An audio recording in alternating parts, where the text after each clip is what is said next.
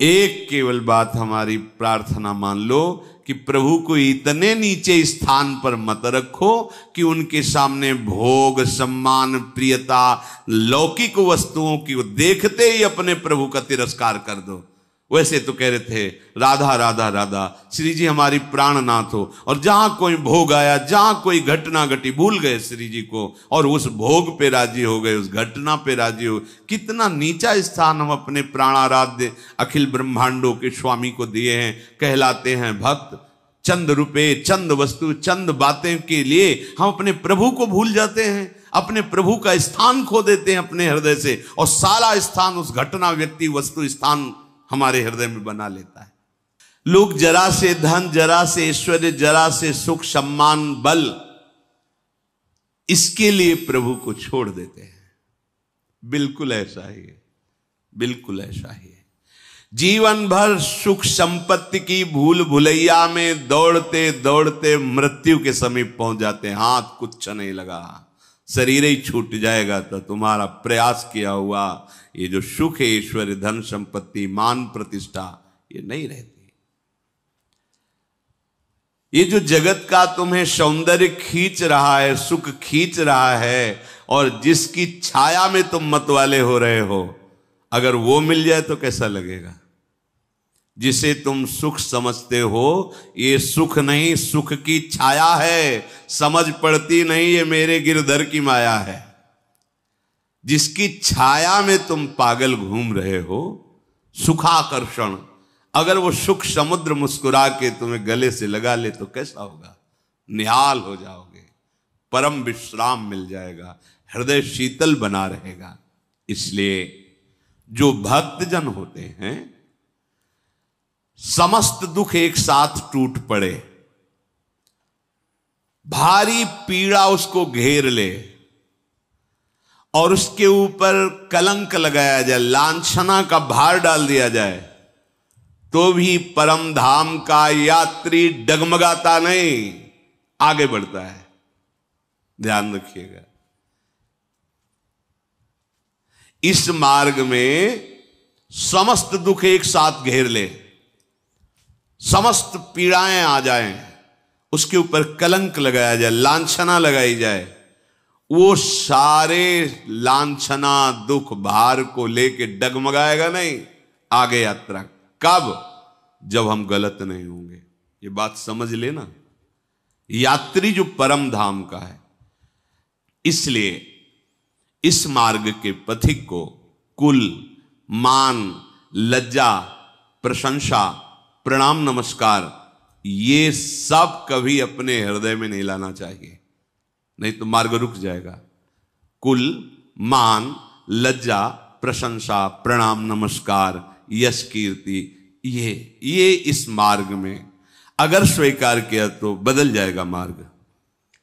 आज तक न मालूम कितने ऐसे ऐश्वर्यवान और विद्वान इस मोहक माया से मोहित होकर के अपने प्राणनाथ के लिए निकले थे और अपने प्राणों को खो दिया भोग और ऐश्वर्य में। ये निरा पागलपन चढ़ाती है माया, निरा पागलपन। वो खुद कहेगा मुझे समझ में नहीं आया, मैंने ऐसा क्यों कर दिया। वो खुद अपने से प्रश्न करेगा पर उत्तर नहीं मिलेगा। क्यों? क्योंकि आपने शास्त्र वेलना की, गुरुजनों की वाणी का त्याग किया, तो आपके ऊपर पागलपन चढ़ गया।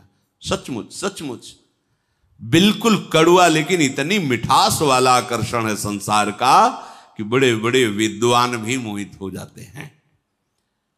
पर सोचो, जिसकी माया की मधुरिमा इतनी मतवाली कर देती है, अगर वो मधुराधिपते रखिलम मधुरम, फिर क्या पागलपन होगा, फिर कैसी उन्मत्तता होगी।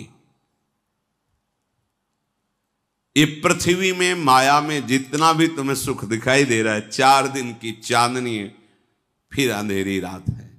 जिनका नित्य विनाशी माधुर्य महासुख है, उन प्रभु श्री कृष्ण को केवल आप अपनापन दे दीजिए, केवल आप अपने को समर्पित कर दीजिए। फिर वो क्या करते हैं, आगे का काम उनका है। गोपीजन कह रही, जब प्रभु कह रहे कि तुम सब क्यों आई हो, बोले आपने क्यों बुलाया।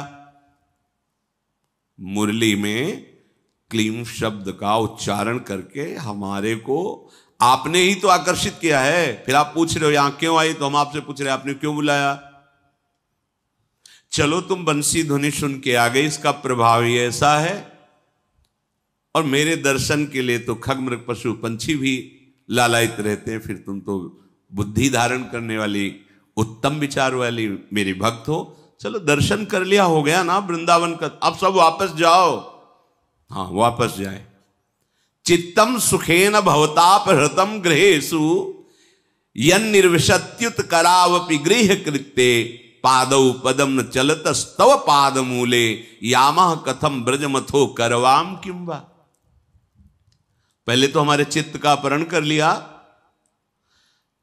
अरे सुखपूर्वक अपने घर के काम में लगे थे, आपने कथा सुनाई, वार्ता सुनाई, आपने हमारे हृदय में राग का नाश किया, अपने मार्ग में लाए, हमारे चित्त का अपहरण कर लिया। अब कह रहे लौट जाओ। समझ रहे ना गोपीजन क्या यहां अपने लोगों को संदेश दे रही। तुम्हारा काम है श्री कृष्ण के प्रति समर्पण का भाव रखना, और वो भवताप हृतम संसार के ताप का नाश करने वाले प्रभु, चित्तम सुखेन जो सुखपूर्वक चित्त संसार में लगा था, वो महासुख श्री कृष्ण हरण कर लिए, चित्त हरण कर लिए। मेरे हाथों की यही दशा है, हाथ लगे थे संसार के कार्यों में। अब आपने जब चित्त ही अपहरण कर लिया तो फिर अभी हाथ क्या कर पाएंगे। मेरे पैर एक कदम भी अब तुमसे बिलग नहीं चल सकते।